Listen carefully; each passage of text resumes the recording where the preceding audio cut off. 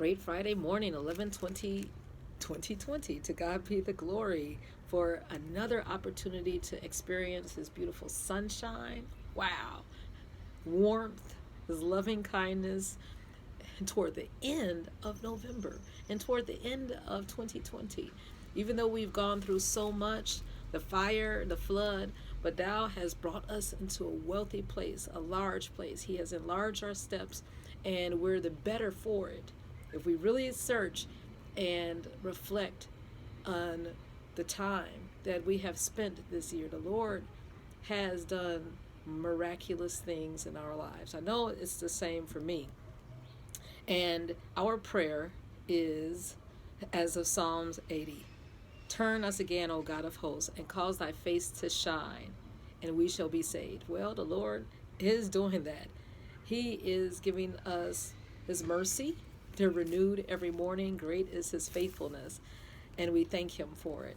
And you might be feeling a little weak from your situations today, maybe physically, maybe emotionally, mentally weak. Well, we're asking the Lord to do what David asks in Psalms 110. The Lord shall send the rod of thy strength out of Zion. Yes, He will. And He will make our enemies our footstool. So don't worry about what's happening, because it says in the next verse, in verse 3, thy people shall be willing in the day of thy power and the beauties of holiness. From the womb, early, womb of the morning, thou hast the dew of thy youth. So the Lord promises to renew our strength and refresh us no matter what's going on.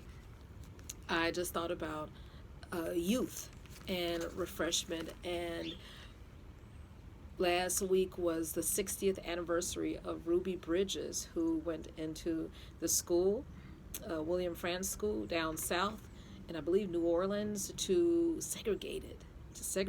And this was, I believe the first day of school was November 14th, 1960.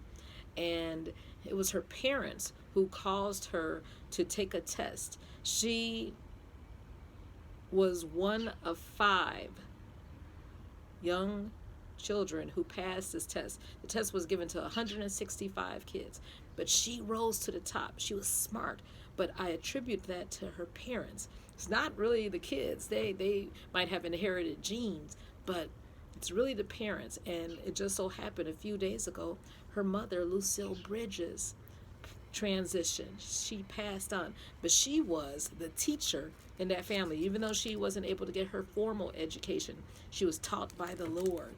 And we're in James, in the 3rd chapter, and the first verse spoke to me, talking about brothers and sisters. Many of you should become teachers. You know that we who teach will be judged more severely. That means we will be held accountable. All of us make a lot of mistakes. But listen, the Lord will show His wisdom. He will give it. Remember the first chapter of James? If you're lacking wisdom, the Lord will give it to us. And upbraideth not.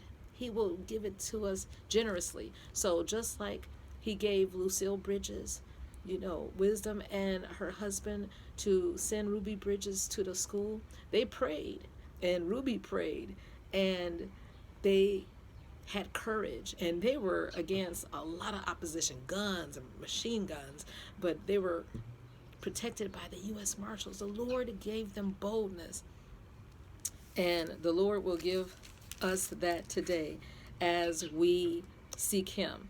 We're not looking for the wisdom from the world, because in James 3:15, that's earthly, that's selfish, that's sensual.